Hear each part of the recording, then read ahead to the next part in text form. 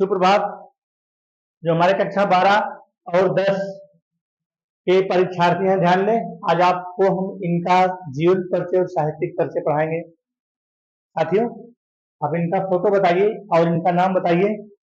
मैंने जो इनको रखा, जो हमारे 10 के बालक बालिका हैं उनके भी कोर्स में यह है, और जो 12 के हमारे बालक बालिका हैं उनके भी यह कोर्स में है। तो आप इनका नाम कमेंट के माध्यम से प्यारे हमको बता दीजिए, सिर्फ कमेंट के माध्यम से बताना। और आज हम इनका पढ़ाएंगे आपको जीवन परिचय, क्योंकि हर बार यह परीक्षा में लगभग पूछे जाते हैं। और यह मैं आपको हिंट भी दे रहा हूँ, यह छायावाद के स्तंभ है, छायावाद के प्रवर्तक हैं। दोस्तों, अब तो आप बता ही सकते हैं ना, बिल्कुल आप बता सकते हैं इनका नाम, लेकिन प्यारे कमेंट के माध्यम से बताना प्लीज। जो भी हमारे इस चैनल को देख रहे हैं, कमेंट के माध्यम से बताना। चलो भाई, शुरू करते हैं। आपके सामने प्यारे, मैं जिस प्रकार से आज आपको जीवन परिचय, साहित्यिक परिचय बता दूंगा, कहीं आपको पढ़ने को मिला ही नहीं होगा। ध्यान दीजिएगा, इन कुछ इसमें हम आपको की पॉइंट बताएंगे, उन्हीं की पॉइंटों के आधार पर आप अपना जीवन परिचय, साहित्यिक परिचय दोस्तों लिखना।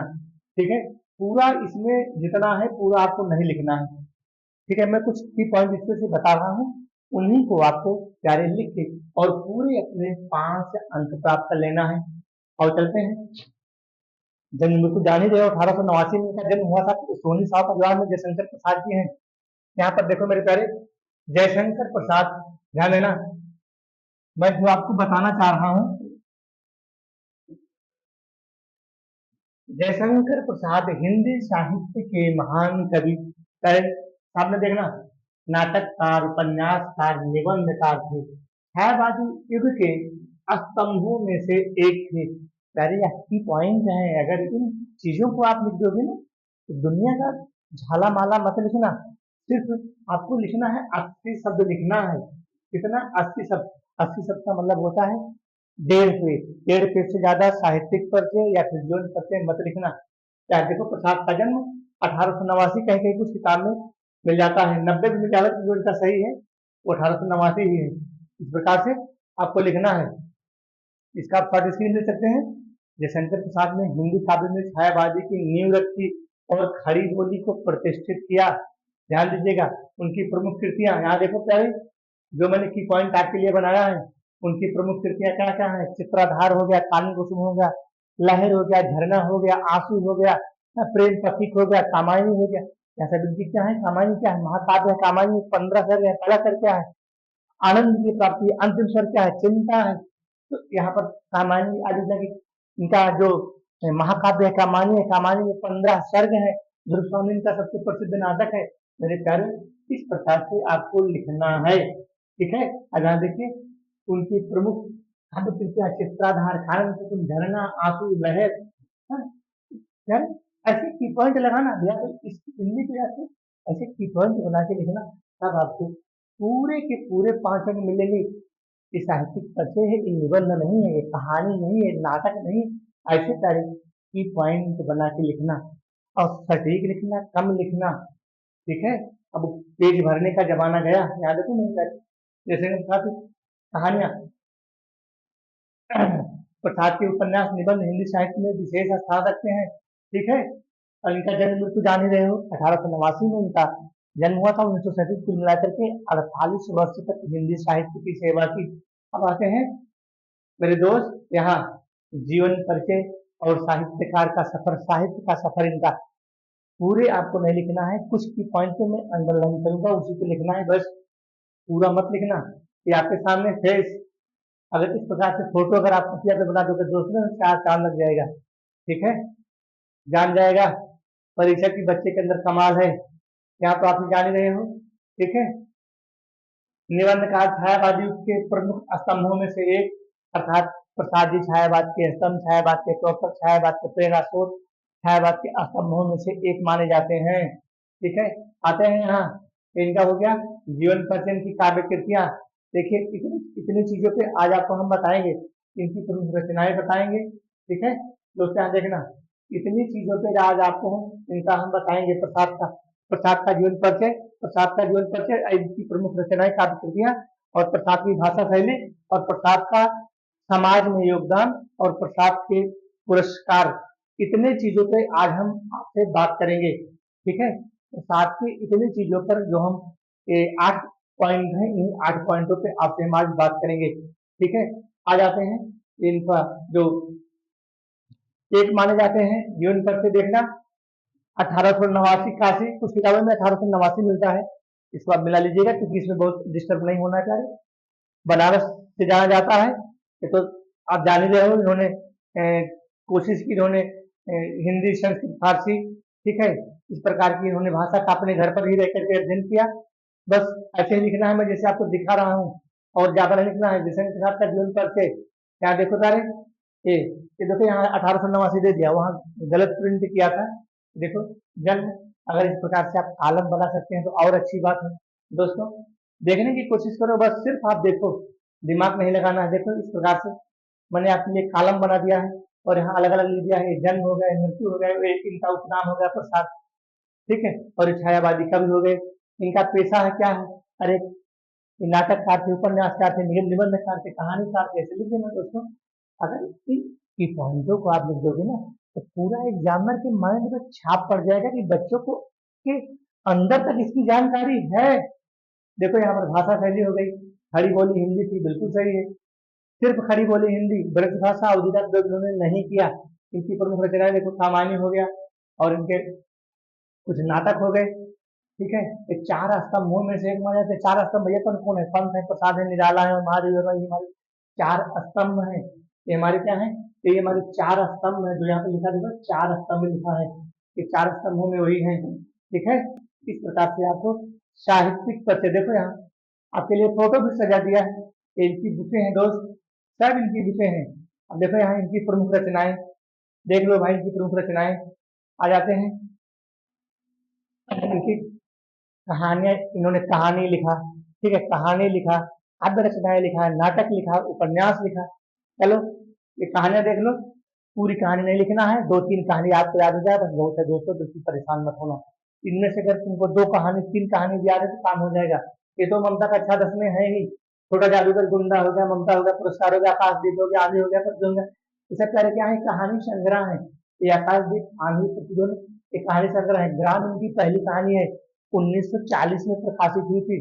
ठीक है, कब हुई थी, 1940 में। ग्राम इनकी पहली कहानी है, ध्यान दीजिएगा बस। और इसके बाद आ जाते हैं, देखो यहाँ ये आपके लिए इनकी रचनाएं हैं, देखो पूरा बुक ही आ गई है। ठीक है, क्या है इनकी, ये काव्य रचनाएं हैं, देखो यहाँ पर।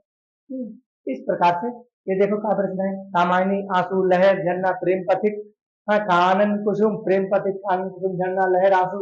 इस प्रकार से आपको की पॉइंट में मैंने बना दिया है प्यारे। और इस प्रकार से आपको लिखना, अरुण यहाँ मधुमय देश हमारा, जहाँ पहुंच अनजान क्षितिज को मिलता एक सहारा, हिमाद्रि तुंग सिंगर से प्रबुद्ध शुद्ध भारती, स्वयं प्रभा सदगीता स्वतंत्रता पुकारती। हाँ, यहाँ पर ये पूरी चीजें नहीं लिखना है, ध्यान देना, परेशान मत होना कि गुरु जी इतना दिखा रहे हैं प्यारे। में से एक एक 2-2 लाइन 4-4 लाइन कलेक्ट करके आपको लिखना है। सिर्फ कितना लिखना है, 1.5 पेज से ज्यादा मत लिखना, भूल कर भी मत लिखना। ये तो मैं आपको समझाने के लिए।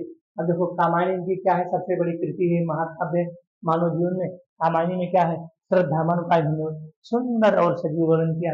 आंसू क्या हो गया, देखो यहाँ पर, आंसू इनकी जो है प्रेम क्रिया का है। आंसू का मतलब, आंसू जब गिरता है तो तकलीफ होती है, दुख होता है, गिरा होता है, वेदना होती है। तो पहले आप ही जान रहे हो, चाहे 2 पंक्तियां, मानव जीवन की वेदी पर परिणय हो, विरह मिलन का सुख दुख दोनों नाचेंगे, है खेल आंखें और मन का धन हो। हाँ, देखो लहर लिख दिया है, क्या लिख दिया है, लहर, लहर, झरना। इसमें दोस्तों ये जो लहर के सामने लाइन लिखी है, झरना के आगे लाइन लिखी है, इसको आपको नहीं लिखना है। सिर्फ आपको ये जो रचनाएं हैं इन्हीं का नाम आपको डाल देना है बस। इसको आपको थोड़ा सा डिटेल में मैंने आपको दे दिया है, बाकी इन चीजों को लिखना नहीं है। ठीक है, अब यहाँ आ जाते हैं प्रसाद के नाटक। इसमें से जो इनके 12 से 14 नाटक हैं, 4-5 नाटक अगर और आपको याद रहे बस आपका काम हो जाएगा, पूरा मत लिखना, पूरा मत लिखना दोस्तों। ये देखो, अस्कन गुप्तन को गुरुस्वामी निंदे का नागेंद्र दासरी, अजासत विशाखा, एक भूत कामना करुणालय, कल्याणी, परिणय, अग्निमित्र, प्रायश्चित और सज्जन। इनके 14 नाटक हैं। 14 में से अगर आपको 4 भी याद रहेगा तो आपका काम हो जाएगा। 14 के लिए मत परेशान होना कि गुरु जी 14 नहीं याद हो रहा है। 4-5 याद हो जाए बस बहुत है। देख लो एक बार प्रायश्चित अग्नि में कल्याणी पड़े करवाले कामना एक गुण विशाख अजात शत्रु राजश्री चंद्र जगह नागे करो ध्रुव स्वामी चंद्र दशम गुप्त के नाटकों की सूची में इनके 14 नाटक है। हाँ लेकिन ऐसा लगता है कि प्रसाद ने भी 14 नाटक लिखे हैं जिसमें हम कुछ नाटक का उल्लेख कर रहे हैं। ठीक है बस इतना इस प्रकार से आपको लिखना है। बिल्कुल दोस्त अगर आप सजा देते हैं अब आ जाओ उनकी थोड़ी सी देख लो उनकी भाषा शैली। प्रसाद की भाषा शैली क्या है? भाषा शैली क्या है? हिंदी खड़ी बोली में लिखा ही है सारी देखो प्रसाद की भाषा शैली है। शब्दों का बढ़िया सुंदर वर्णन किया है। कल्पना शक्ति प्रसाद प्रकृति के है प्रकृति के छायावाद में प्रकृति का सुंदर और सजीव वर्णन किया। देखो यहाँ कल्पना शक्ति हो गई बिंबात्मकता हो गई अलंकारों का सुंदर प्रयोग किया। बस इन्हीं लाइनों को आप 2-4 में लिख देना बस। इनकी भाषा शैली क्या है? बिंबात्मक है अलंकारों का प्रयोग किया है भाव की अभिव्यक्ति बढ़िया किया है और उसके बाद कल्पना शक्ति है। ये देखो यहाँ पर की पॉइंट लगा है देखो ये पॉइंट लगा है इन्हीं पॉइंटों के आधार पर दोस्त लिखना है आपको। देखो संगीतात्मकता है खड़ी बोली है और ये संस्कृत शब्दावली है।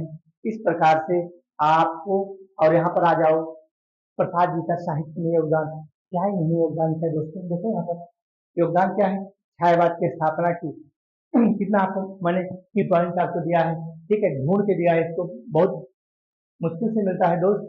हिंदी काव्य में छायावाद की स्थापना का श्रेय इसको प्रसाद को है। खड़ी बोली में मधुरता और उसका प्रवाह और इनकी प्रेरणादायक कविताएं ये सब चीजों को आपको लिखना नहीं सिर्फ आप समझ लीजिए। जब तमाम सारी चीजों को समझ लोगे तो बाद में साथ करके आप लिख सकते हो। तो मेरे कहने का मतलब यह है देखो रामायण जैसी रचनाओं का उनकी पहुंच थी प्रगतिशील और नई कविता की आलोचना पहुंचा खड़ी बोली का महत्व साहित्यिक प्रभाव हो गया। ठीक है इस प्रकार से जो क्या साहित्यिक प्रभाव व्यापक और गहरा साहित्यिक प्रभाव कविताएं कहानियां नाटक विचारशीलता मानवीयता और धार्मिकता सब यही तो लिखा है। नाटक एकांकी उपन्यास कहानी सब यही है। पाठकों को साहित्य का आनंद और विचारों में विस्तार। सामाजिक प्रभाव क्या है भैया? बस हो गया सामाजिक प्रभाव नहीं है ये आपका हो गया साहित्यिक खड़ी बोली का महत्व। एक बार देख लीजिए दोस्तों आपको मैं रिकॉल करा देता हूँ। एक प्रेरणादायक कविताएं हो गई एक छायावाद की स्थापना किया था किसने? प्रसाद ने किया था। ठीक है एक बार फिर देख लीजिए इनका साहित्यिक योगदान है 4-5 लाइन साहित्यिक योगदान से ले लेना 4-5 लाइन जीवन परिचय से लेना। बाकी जो इनकी रचनाएं हैं इनके जो नाटक हैं इनकी एकांकी है कहानी है काव्य रचना है बस इसी को दर्शा देना 1.5 पेज हो गया। परेशान बिल्कुल मत होना कि गुरु जी हमको 10 पेज दिखा रहे हैं 10 पेज कार्य आपको समझाने के लिए दिखा रहे हैं कि जब इतना देखे रहोगे तो वहां जाते जाते इतना बचता है बाकी सब खत्म हो जाता है। देखो यहाँ खड़ी बोली का प्रयोग किया संगीतात्मकता भाव की अभिव्यक्ति अलंकारों का प्रयोग बिंबात्मकता कल्पना शक्ति क्या क्या है इनके प्रसाद की भाषा शैली है। सादगी सौंदर्य हो गया कल्पनाशीलता हो गया बिंबात्मकता हो गया अलंकारों का प्रयोग हो गया। तो साथ ही भाई भाषा शैली क्या है? तो गई भाषा शैली। इन लाइनों को आपको नहीं लिखना है। ठीक है इन लाइनों को लिखना है सिर्फ से इस प्रकार और इनके 14 इनके हो गए नाटक सज्जन प्राचीन अग्निमित्र कल्याणी पड़े कवाले कामना एक भूत विशाख अजात शत्रुदाश्री और स्वामी चंद्रगुप्त गुप्त इनके क्या हो गए? नाटक हो गए। इस प्रकार से आपको लिख देना है दोस्तों। ध्यान देना जो हमारे 10 के बालक बालिका हैं और जो 12 के हैं दोनों के लिए उपयोगी है। प्यारे अगर हमारा चैनल आपको अच्छा लगे तो प्यारे कमेंट कर दिया करो सब्सक्राइब कर लो सबका फायदा रहेगा तो कम से कम कमेंट तो कर दिया करो। धन्यवाद।